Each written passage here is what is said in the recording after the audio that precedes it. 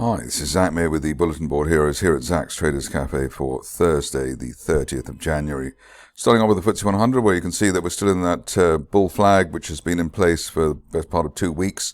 Looks like a mid-move consolidation ahead of a move to 87.20, which is basically the top of the mid-channel there from the end of 2023. Top of the channel there at 9,000, which I suppose one can dream of by the end of March at the current rate of progression. On the downside, hoping for nothing lower than 8,400 if we do break back below the old May 2024 peak at 84.74. Bounce for the RSI around the 60 mark, which hopefully is encouraging, and you can see that we've had decent blue candles over the last few sessions as well, so it does suggest that things are looking quite strong. The other point to note is that we did actually have a golden cross there on the 20th of January, so we are in the aftermath of that as well, so it's all green at the moment, or blue at least, for the FTSE 100.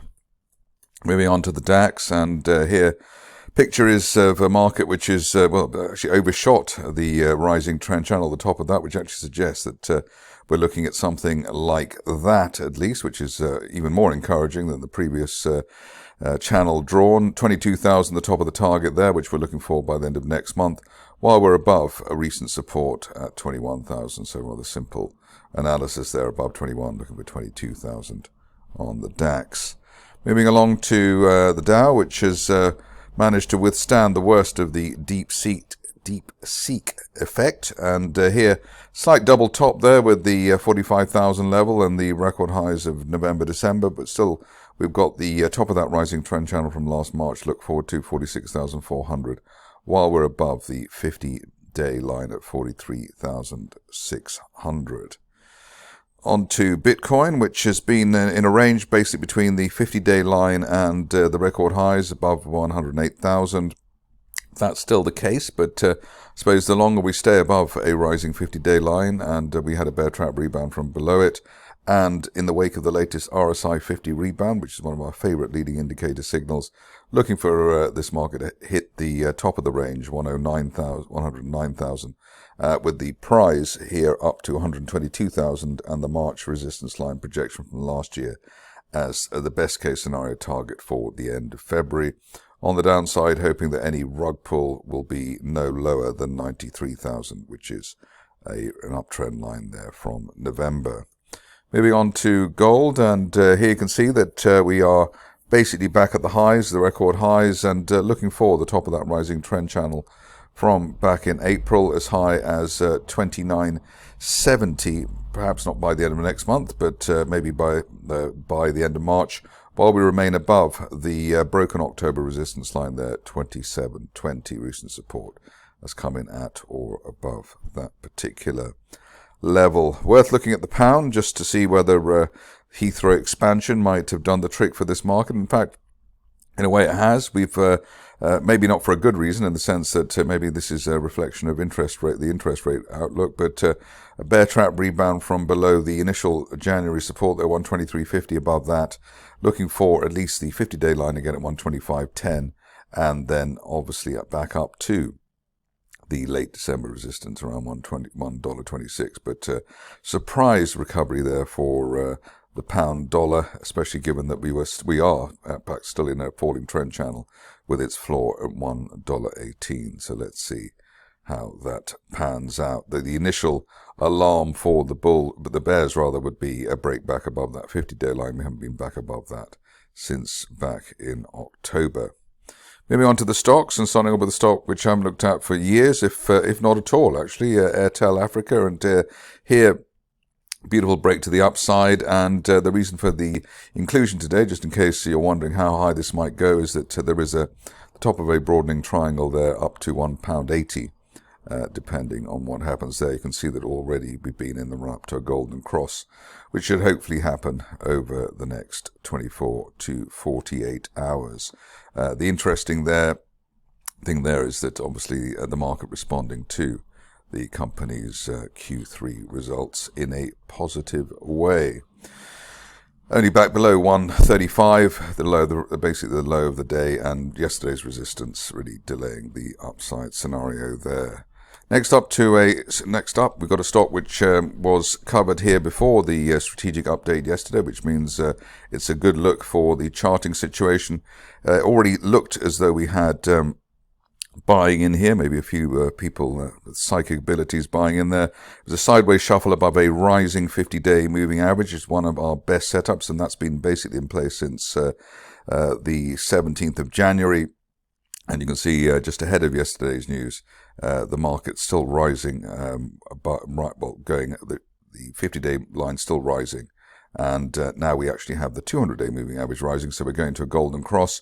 The target before the strategic update was 0.06, and that should now be the minimum for the shares while we're above 0.04. If you're a bull of the stock and looking for greater glory, then probably the resistance on the way down around 0.1 pence could be a best case scenario target for Dukemount. On to a stock which is perhaps a little less esoteric at the moment, which is eEnergy. Here you can see a bear trap gap reversal from below the December support there at 4.25 pence. Above that, we're looking for at least 5 pence, which is post-November resistance, and ideally up to 5.5 pence by the end of next month. Best case scenario would be up to 7 pence, which is the top of that broadening triangle from back in June. On to a stock which is a rather bigger one that we normally look at in terms of market cap, but Fevertree signed a deal with Molson Coors, and here, interesting that an upmarket brand is perhaps tying in with the not-so-upmarket brand, but we'll leave that for others to decide. The current situation, though, is we had the spike and the gap higher. Want to see the shares remain above a recent resistance at £7.50, really.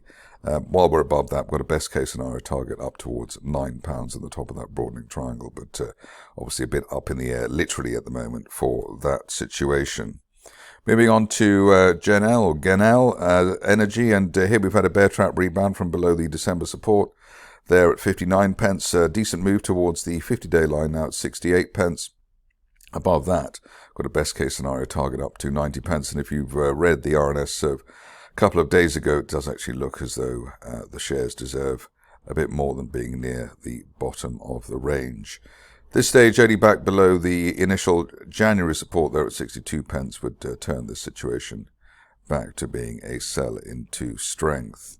Onto a stock which we've covered quite a few times, rather unlikely bullish situation, but Guild Sports rising trend channel base, and here heading rapidly to our initial target. There's 007.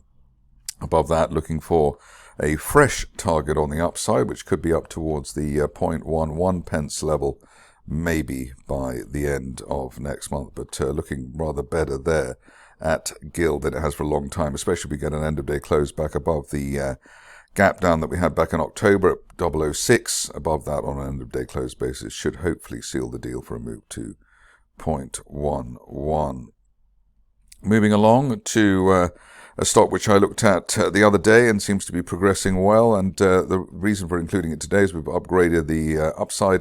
45 pence is the upper parallel of that broadening triangle, and that initial target there, 33 pence, upgraded to 45, while we're above the now rising 200-day moving average at 24 pence. That suggests we're going to a golden cross.